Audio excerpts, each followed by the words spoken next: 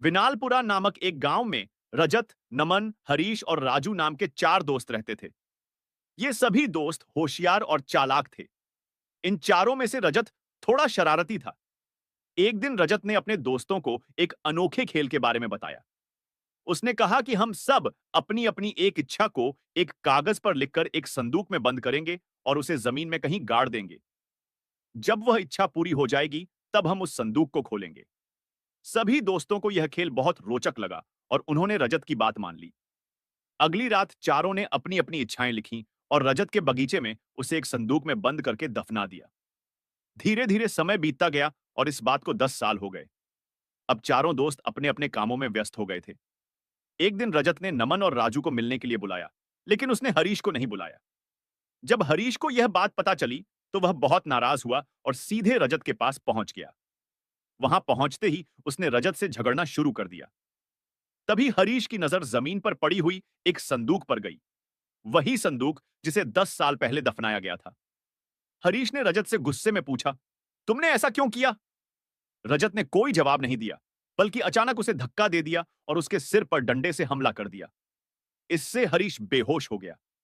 जब हरीश को होश आया, तो उसने खुद को एक अजीब से बंद कमरे में पाया।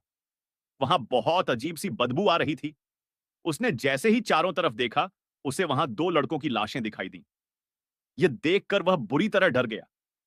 तभी वहां रजत आ गया। डरते डरते हरीश ने पूछा, ये कौन है? रजत ने हंसते हुए कहा, तुम इन्हें नहीं पहचान पाए? ये राजू और नमन हैं। यह सुनकर हरीश सन्न रह गया। कांपती आवाज में उसने कहा, तुमने ऐसा क्यों किया? रजत ने जेब से एक पुरानी पर्ची निकाली और हरीश को दिखाई। उस पर लिखा था, मेरे दोस्त मुझसे कभी अलग ना हो, हमेशा मेरे साथ रहें, चाहे जैसे भी। अब हरीश को गुस्सा आ गया।